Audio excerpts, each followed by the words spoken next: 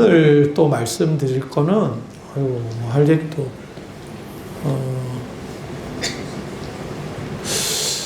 이러다 보니까 금강경을 못하는 거예요. 이러다가 방생 얘기 시작도 못했다. 중국에서 전쟁의 신이 있어요. 전쟁과 수호, 나를 보살펴 준다. 제가 여러분들에게 여기 계시는 분들은 다 아시겠지만 제가 이렇게 위태천을 붙여드려요. 위태천 붙여드려요. 위태천이 누구냐면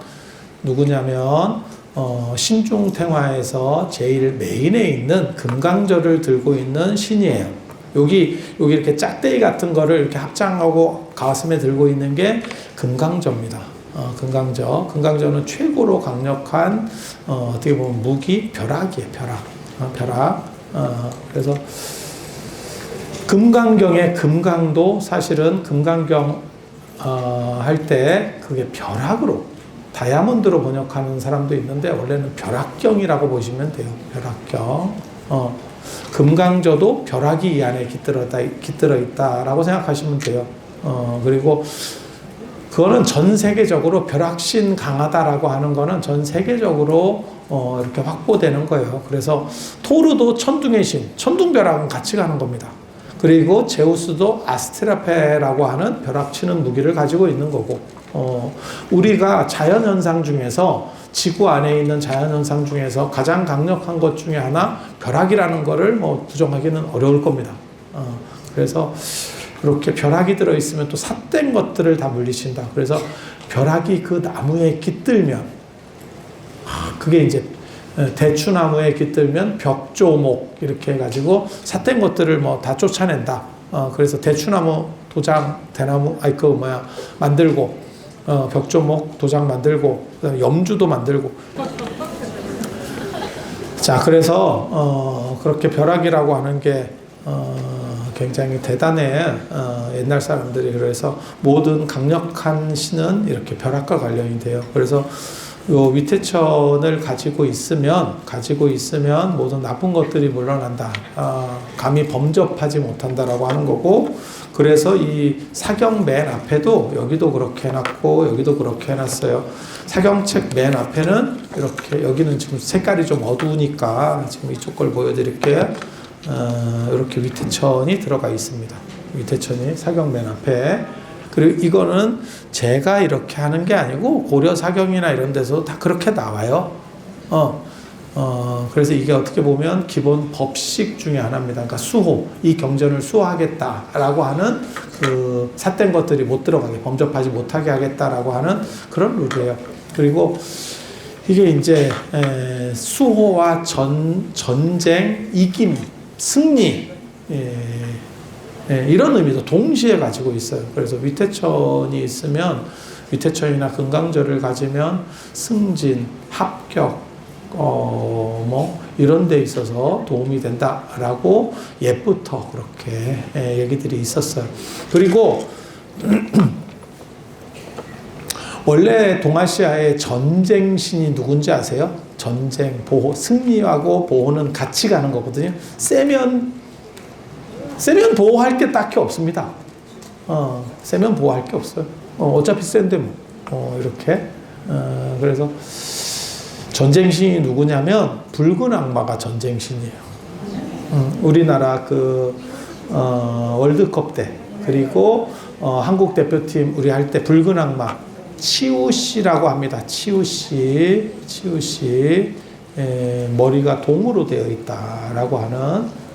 그래서 치우씨가 원래 전쟁신이었고, 동아시아의 전쟁신이었고,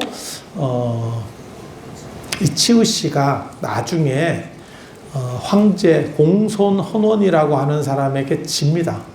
탕록대전이라는 데서 패해. 치우씨가 여러분 별 관심은 없겠지만 잠깐만 빨리 끝낼게. 그 부분은 관심 없으니까. 치우씨가 안개를 부르고, 술법을 부를 줄 알아. 그리고 머리가 동으로 되어 있어. 그때는 그 청동기 시대예요.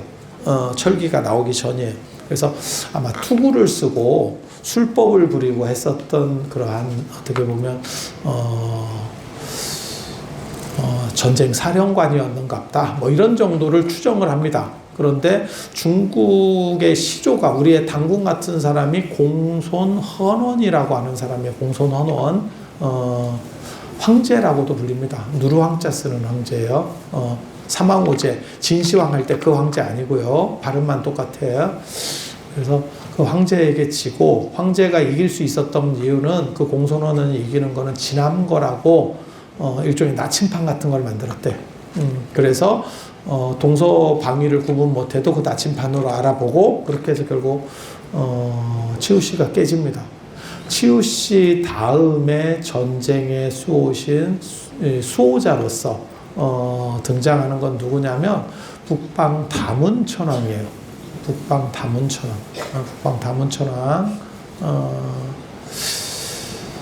사천왕이 있어요. 사천왕이. 불교 이렇게 절에 들어오다 보면 사천왕이 있어.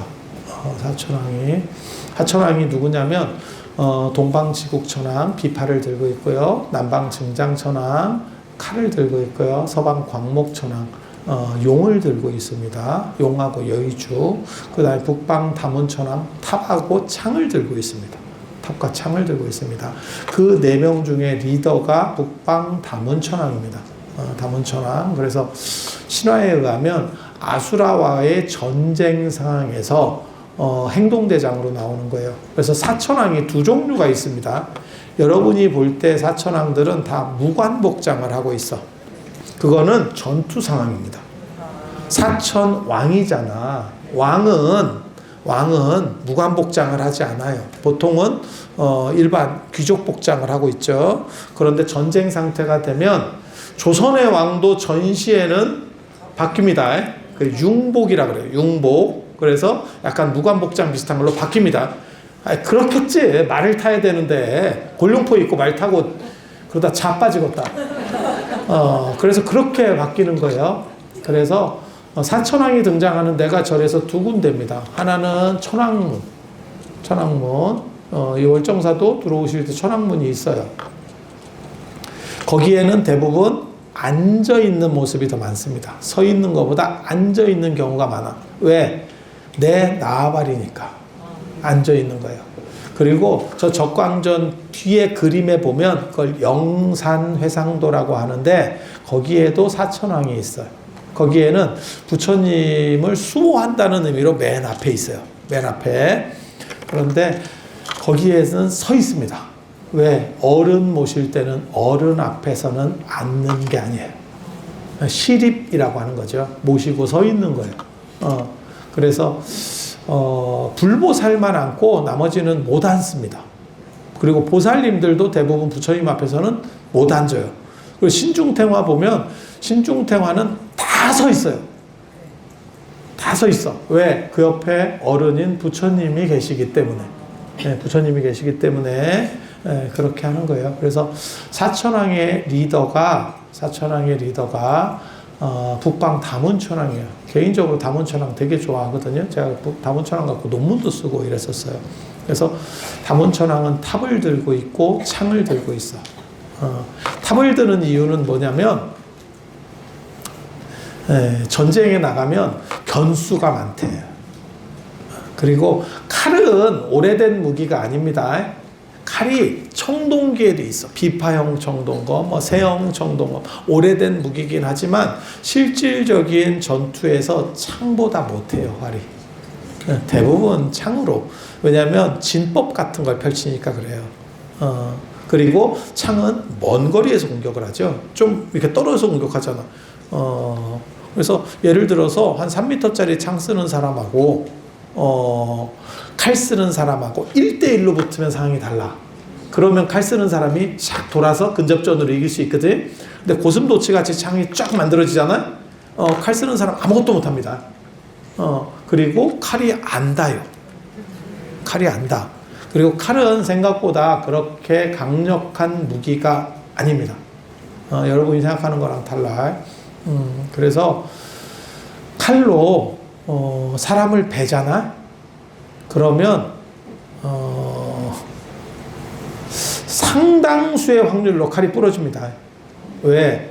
사람 몸으로 칼이 들어가면 근육이 긴장을 하면서 칼날을 잡아버려요. 칼날을 잡거든. 아니, 내가 잡으려고 잡는 게 아니고 저절로 잡어. 잡는데 나도 몰라. 의심나면 그냥 한번 해봐. 잡나. 그래서 그걸 빼려고 그러면 안 빠져요. 그래서 제가 전에 조금 잔인한 얘기 해드렸었는데, 그래서 조폭들은 칼을 쑤시고, 짧은 칼이에요. 쑤시고 돌리라고 교육받는다. 돌려야 빠져요. 그냥은 안 빠집니다. 그냥 물려버려요. 근육 사이에 물려버려요. 그래서 칼이 잘 부러져요. 그래서 탄력성 있는 칼을 만드느냐가 사실은 역사적인 이 칼의 변천사에서 큰 관점 중에 하나예요. 그래서 어떻게 만드는 거냐면 부드러운 철, 단단한 철, 부드러운 철, 단단한 철, 이거를 이렇게 계속 겹쳐서 만드는 방식이 있고, 그걸 다마스커스 검이라고 합니다. 아주 유명한 칼입니다. 칼을 베는 칼, 이렇게 수식어가 붙는 아주 단단한 칼이에요. 부드러우면서도 강한 칼. 우리나라는 어떻게 했냐면 쇠를 계속 반복해서 접어요. 느리고 접고 느리고 접고 느리고 접고 이걸 반복합니다. 그러면 부드러우면서도 강한 칼이 만들어져요. 또 상대적으로 덜 부러지면서. 그래서 제가 그런 얘기 하는데, 진짜 칼싸움하는 일본 사무라이들 영화 보면 절대 하나의 칼을 차고 있지 않다. 왜? 칼이 잘 부러지는 거예요. 그래서 거추장스러워도 두 개를 차는 이유는 칼 두 개 차면 훨씬 움직임이 느려져요. 그런데도 두 개를 차는 이유는 부러지니까. 부러지면 잠깐 칼 좀 갖고 오고, 이게 성님이 되겠어요? 결투하는데. 그래서 안 되는 거예요. 안 되는 거예요. 그래서 그렇게 되는 거고, 그래서 생각보다 창이 굉장한 무기예요. 고대사에 보면 곤봉, 도끼, 그 다음에 망치, 이런 게 중요한 무기예요. 나를 세우는 무기보다 이런 무기가 훨씬 더 중요한 무기예요. 그래서 헤라클레스 곤봉 들고 있습니다. 비슈누신 곤봉 들고 있습니다. 토르 망치 들고 나옵니다. 그런 이유들이 다 있는 거예요. 왜? 살상 능력이 무게를 통해서 상대를 이렇게 좀 충격을 주는 무기들은 날이 없기 때문에 살상 능력이 저하되지 않아요. 맞으면 계속 그 데미지가 간다고요. 근데 칼같이 날이 있는 무기들은 몇 번 쓰면 데미지가, 이게 칼날이 다 죽어요. 그래서 강철이 등장해도 이게 쉬운 상황은 아니에요.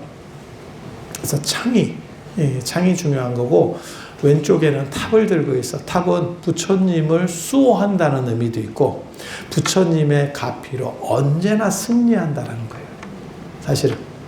그래서 율장에 보면 사분율에 그 구가리라고 하는 왕자 겸 장군 이야기가 나옵니다. 그 사람이 전쟁터로 나가는데 불안한 거예요. 그리고 고대 전투는 언제나 불안해요.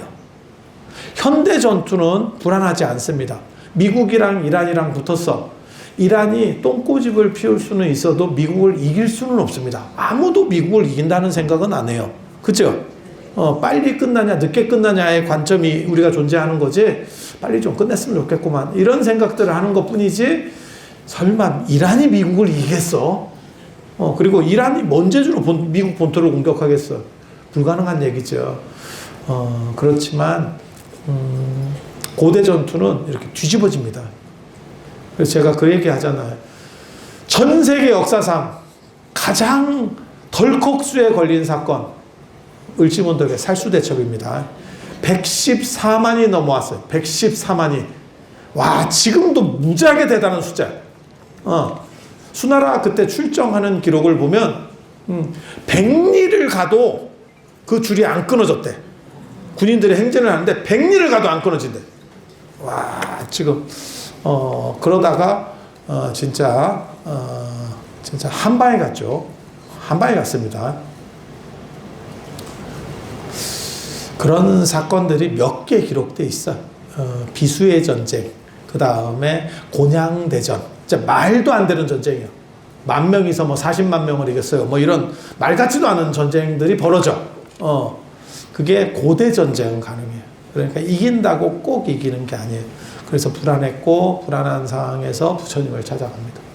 어떻게 하면 좀 필승, 비법 뭐 이런 거. 개인적으로 오늘 저도 호마목을 이렇게 읽었는데 제가 그런 호마목에 쓰여 있는 저는 앞뒤를 다 봅니다. 혹시 저를 제가 읽을 때 보시는 분이 있는지 모르겠는데 저는 다 봐요. 이 사람들이 무슨 바람이 있는지. 그리고 저런 걸 읽을 때마다 절에서 축원문을 올릴 때는 그렇게 구구절절한 게 잘 안 올라와. 절 축원문에서는 그냥 이름하고 이렇게 나오고 그냥 기껏 있어봐야 간략한 거 나오거든. 근데 저렇게 당신들이 적는 데는, 여러분들이 적으시는 데는 진짜 구구절절한 거 많이 있다. 아니 진짜 여러분은 그 읽는 이쪽이 아니어서 잘 모르실 거야. 그러면 제가 구구절절한 거 쓰지 마세요. 아니 절대 그런 뜻이 아니에요. 그 간절한 바람이 여러분들의 소원을 이루어 줄 거라고 생각을 합니다. 그래서 저는 사실은 그렇게 구구절절하게 쓰라고 하는 쪽 사람입니다. 개인적으로는. 근데 그런 걸 읽고 있다 보면 어깨가 무거워. 어깨가 점점 무거워지는 느낌이에요. 내가 수행력이 있어서 부처님 같은 그런 능력이 있어서 이들의 바람을 좀 이루어 줄 수 있었으면 참 좋겠는데 그들의 바람을 이루어 주지는 못하고 염주나 채워주고 손이나 만지고 있는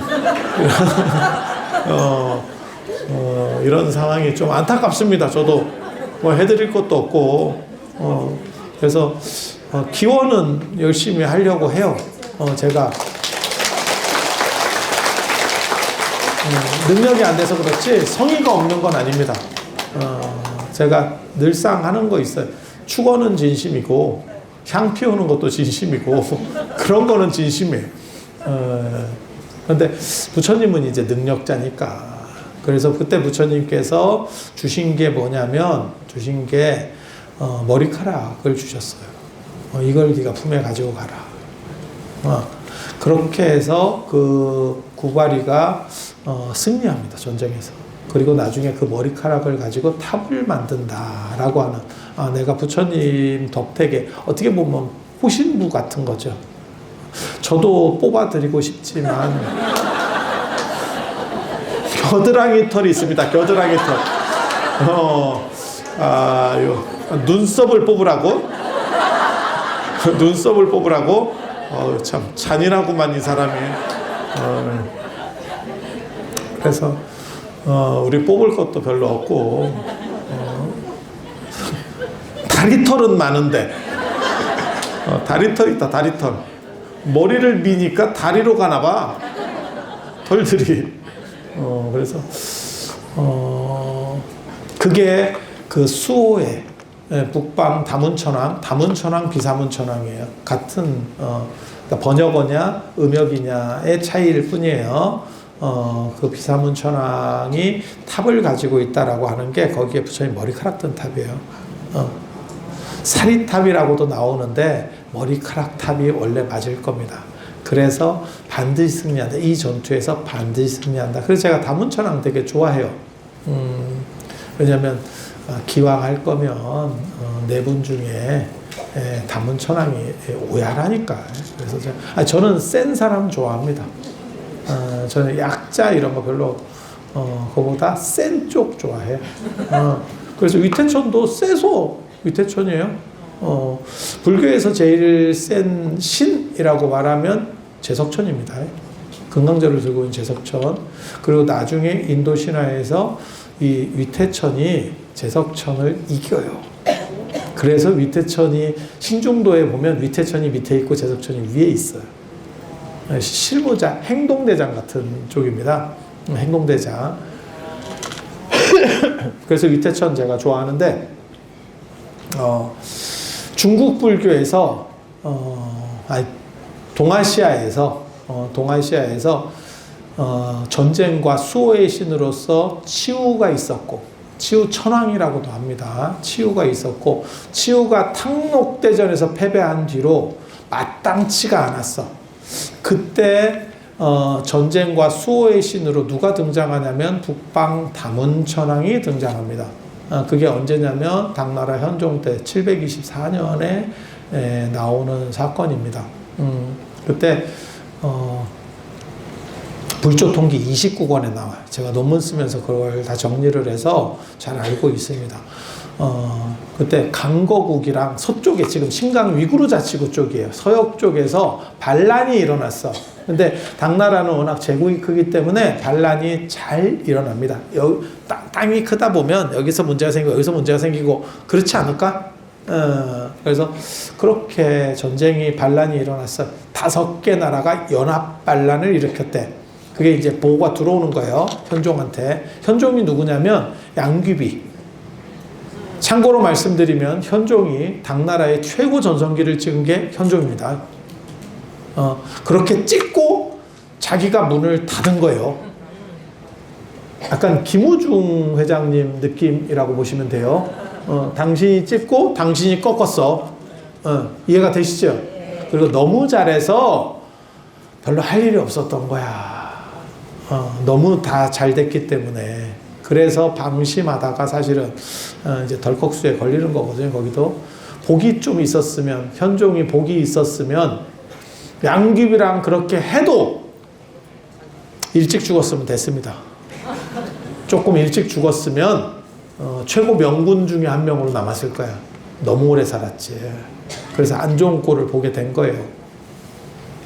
그래서 강거국 등 5개 나라가 반란을 일으켰는데 어떻게 해야 됩니까? 라고 할 때 이제 보고들이 올라온 거야. 그러니까 현종이 이렇게 있다가 그 옆에 누가 있었냐면 불공 스님이 있었어요. 개원 3대사라고 현종 개원년간에 3명의 잘 나가는 밀교 술법을 잘 쓰는 고승이 있었어. 그게 선무회 금강지 그 다음에 불공이거든요. 이 불공 스님이 제가 처리할 수 있습니다. 딱 이러면서 황제에게 향로를 들게 해. 옛날에는 술법 부릴 때 언제나 향로를 듭니다. 향로를 드는 이유 제가 전에도 말씀드렸는데 모든 의식에서는 향이 첫째인데 왜 옛날에는 향을 이렇게 뽑아서 피우면 되지 향로를 듭니까? 이렇게 얘기하는데 가루향이죠. 가루향이죠. 그래서 이거를 불 붙여서 이렇게 들고 있을 수가 없어요. 그래서 향로를 받쳐 들었다라고 나오는 거예요. 그렇게 하고 불공스님이 인왕 호국다란이를 37번을 외웠대. 그랬더니 갑자기 사람들 그림자 같은 게 쫙 돌면서 뭔가 사라지더래. 그래서 이거 뭐예요? 나 이런 양반들 나도 좀 이런 술법이 있었으면 좋겠어. 뭐예요? 그랬더니 그게 누구냐면 비사문천왕, 다문천왕의 아들 독건의 물입니다. 제가 걔네를 파견해서 저 군대를 정벌하도록 지금 요청을 했으니까 곧 소식이 올 겁니다. 그리고 몇 주가 흘러요. 몇 주가 흘러. 그리고 나서 어떤 보고가 나냐면 전쟁이 반란이 일어나서 이제 이쪽 당나라 정규군하고 붙은 거예요. 반란군하고 한참 붙고 있는데 하늘이 까매지면서 어디에서 이상한 그림자 같은 것들이 막 나타나고 몽구수 때 이거는 이제 또 사연이 있는데 그건 안 가르쳐 줄 거예요. 좀 복잡하거든. 몽구수 때가 나와서 적의 활주를 끊고 다문천왕의 쫄이 몽구수라고 하는 게 있어요. 그래서 활주를 끊고 이래서 우리가 대승했습니다. 이렇게 딱 보고가 올라와요. 그러니까 현종이 날짜를 맞춰보니까 불공이 술법 부리던 때하고 똑같더라. 그래서 거기에 감동을 해서 모든 군영에 군사가 있는 그 부대가 있는 곳에 서북 쪽에 천왕당을 만들게 됐다라고 나옵니다. 천왕당을 만들게 됐다.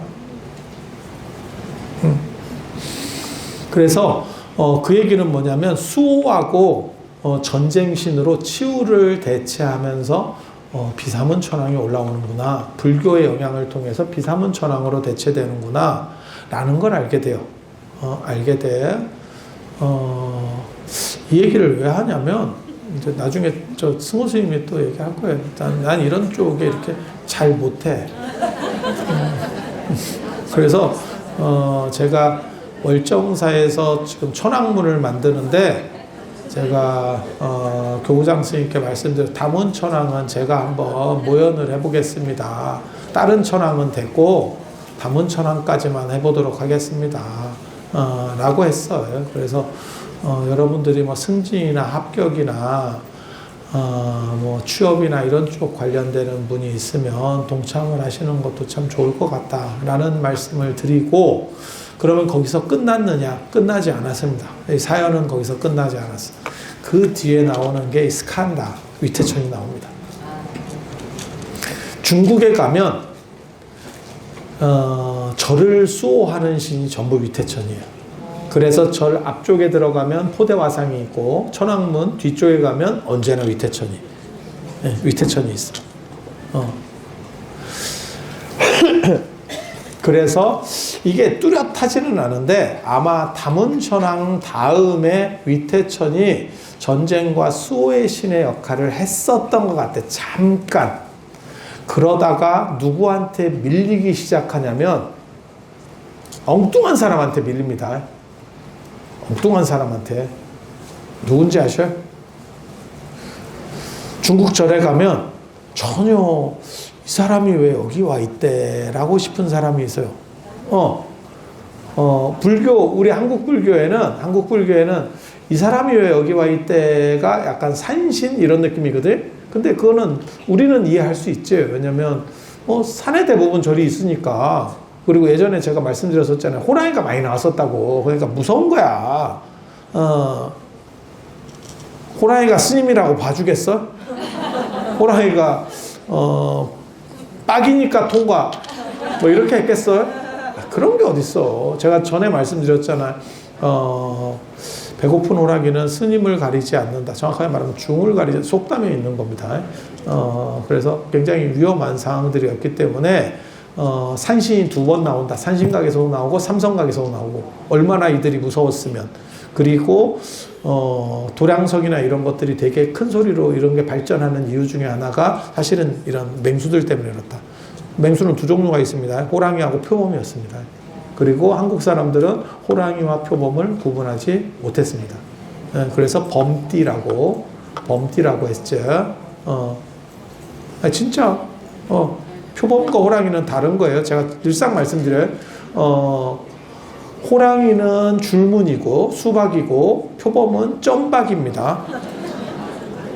그런데 여러분들이 점박이 무늬로 이렇게 옷을 입고 있는 분들도 있거든요. 가끔. 그러면 호피무늬라고 얘기한다니까? 지금도 헷갈려 하고 있는 거야. 생각해보면 지금은 호랑이가 줄무늬고 표범이 점백인지를 다 알아. 그런데도 그걸 호피무늬라고. 어떤 사람은 빤스를 그런 걸 또 입어요. 아유, 참. 진짜 별 사람 다 있다, 진짜.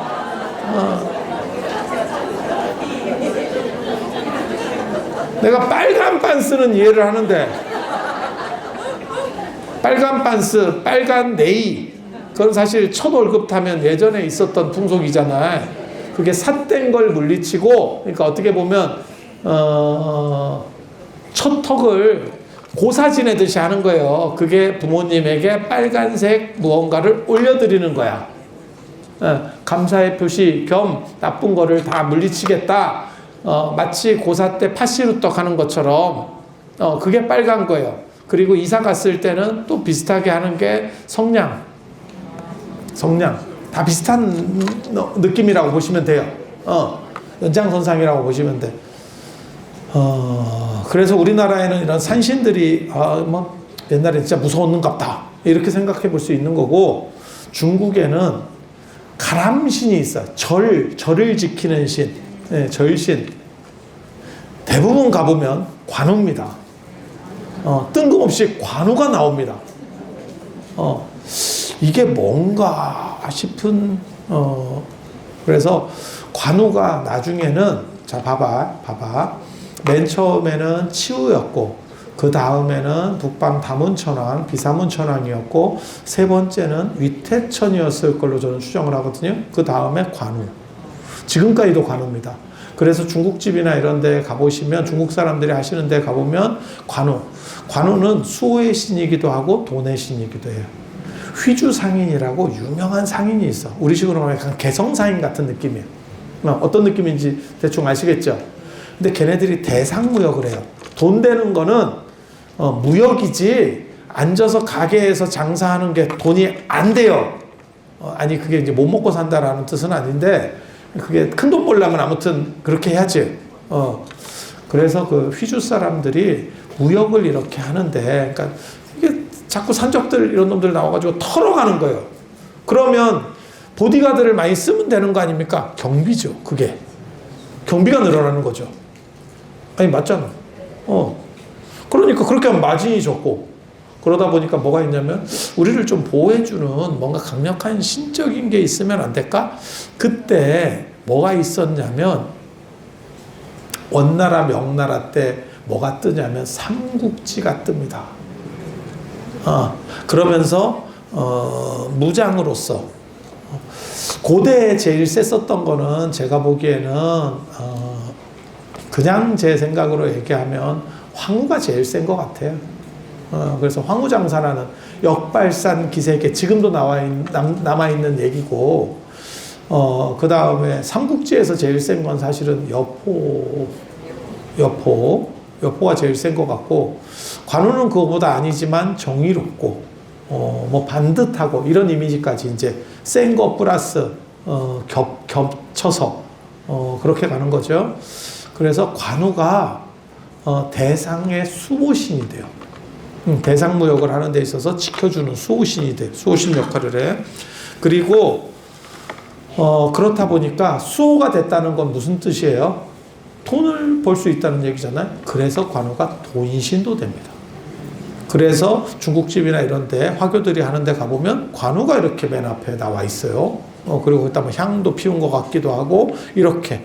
그러니까 돈신하고 관우하고 뭔 관계래요?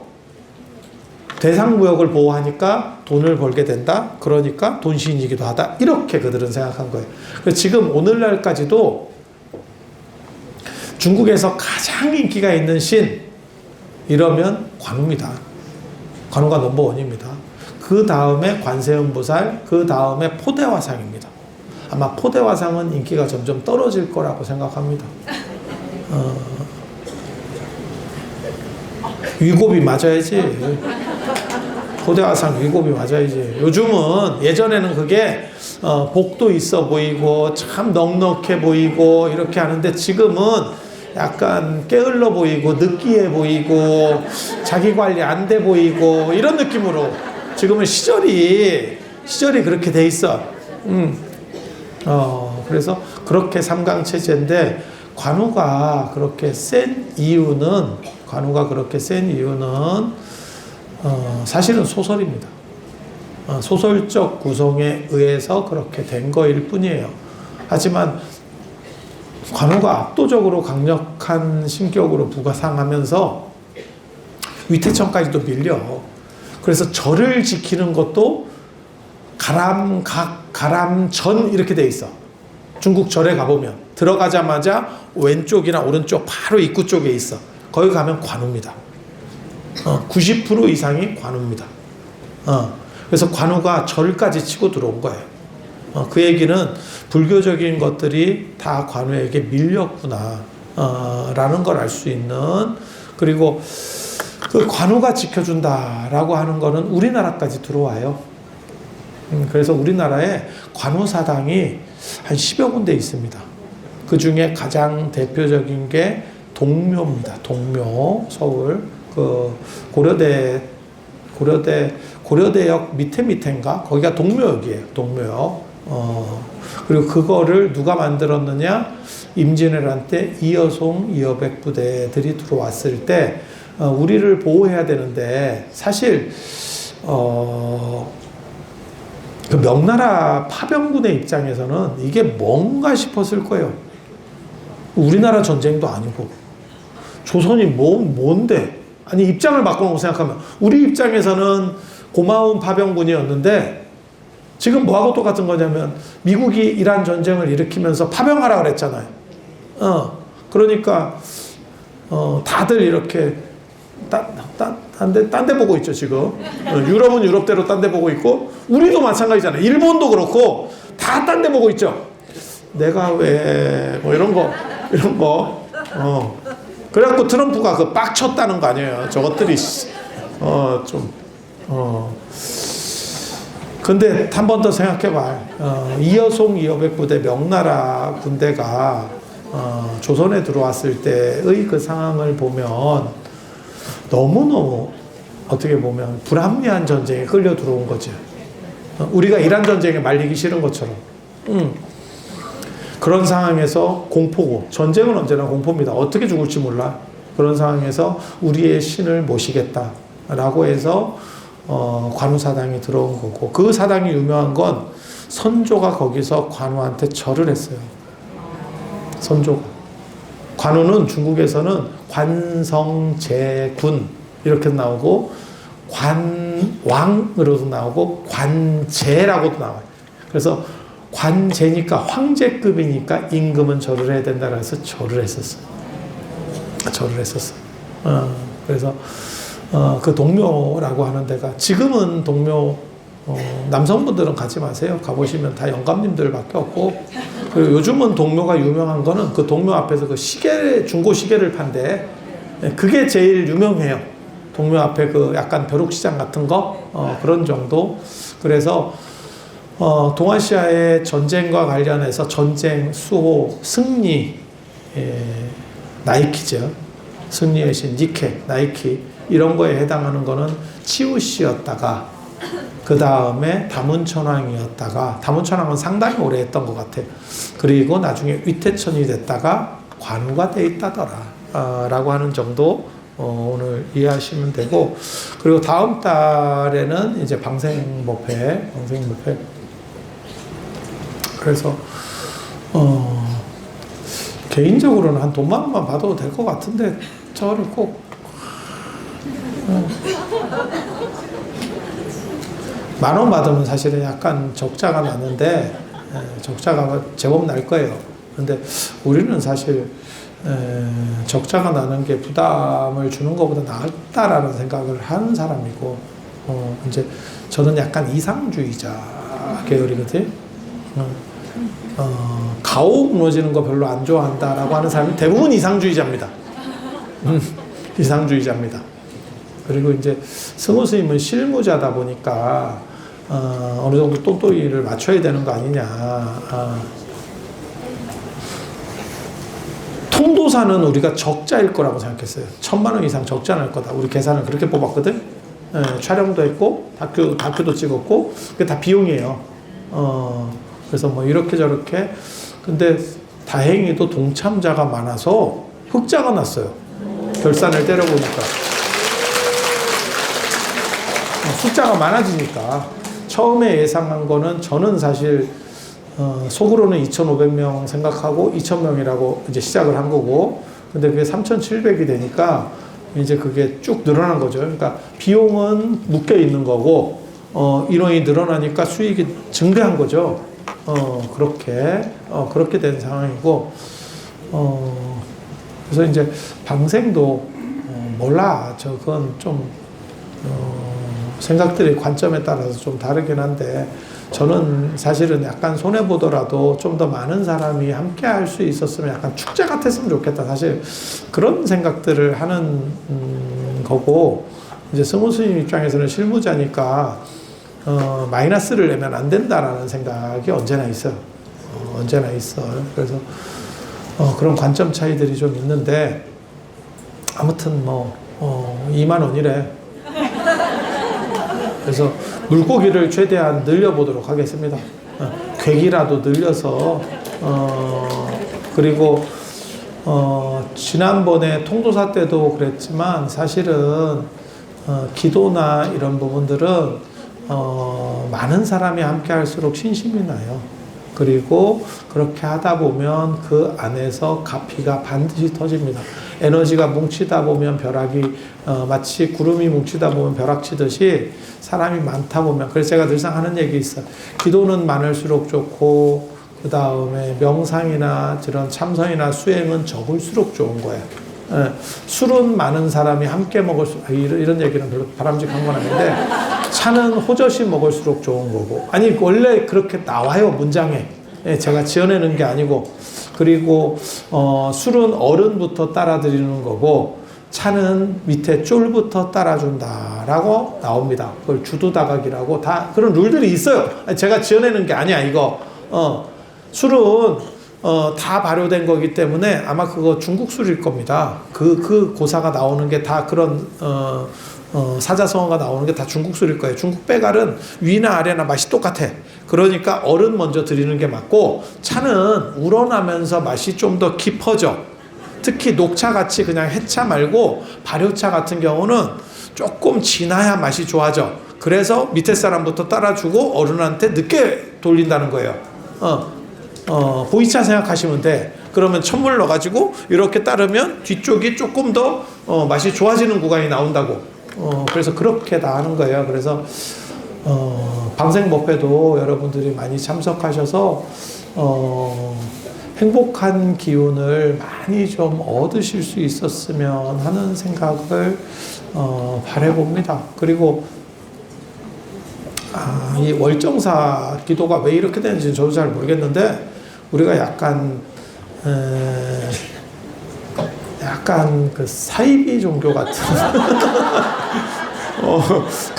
그런 느낌이 있는데, 저는 이런 걸 재밌어해요.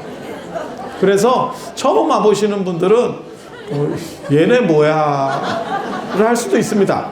근데 그냥 재밌게 즐기세요. 그거 법장 스님이 얘기했다니까. 우리 혜성 스님하고 친한 법장 스님이 이거 뭐예요? 이렇게 이거 딴 데는 조용하고 뭐 이러는데 우리는 자꾸 막 소리 지르고 막 뭐 이런 거 하잖아. 그리고 교구장 스님도 사실은 그렇게 막 이름 부르고 이런 거 되게 싫어하거든요.